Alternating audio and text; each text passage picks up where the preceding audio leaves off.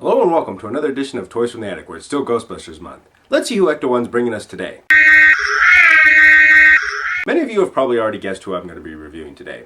I mean, there's not too many more of the original characters left to go through, and this one happens to be a fan favorite of many people's. And it also happens to be Janine's main squeeze and personal love interest, none other than Louis Tully. Nah, I'm just messing with you. We're going to look at real Ghostbusters Egon Spengler. So without further ado, let's take a closer look at him.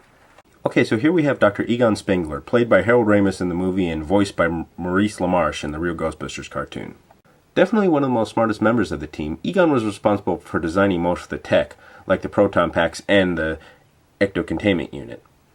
Always known for carrying his PKE meter in hand, it became sort of a running joke for Egon to be the final word to whether the situation was okay and they finally defeated the enemy.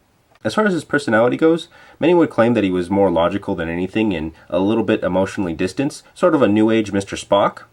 That example could kind of reign true for the movies, however in the animated series he did show a lot more emotional range. There are a lot of times where he showed anger, joy, and compassion for his fellow teammates and Janine, as well as cracking jokes, both subtle and obvious.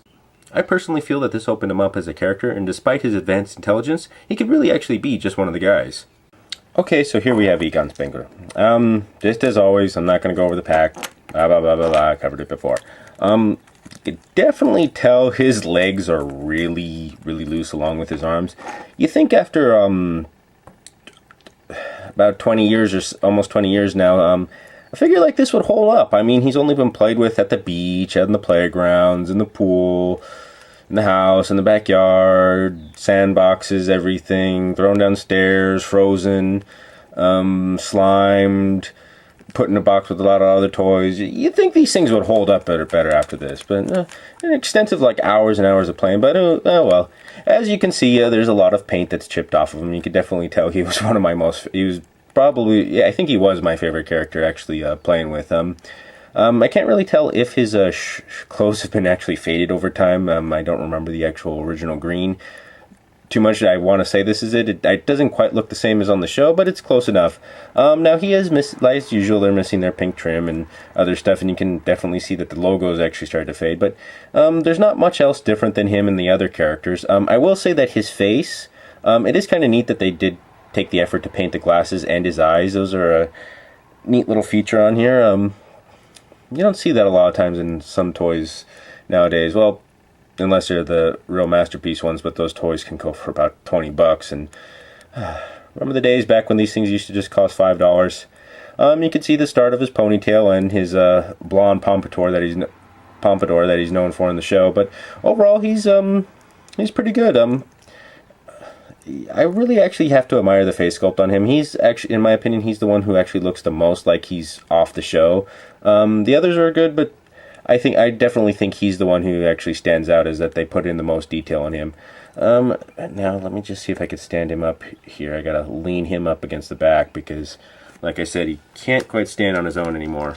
And just a little size comparing, here he is next to Ray. Winston. And let me see if I can get Peter in here.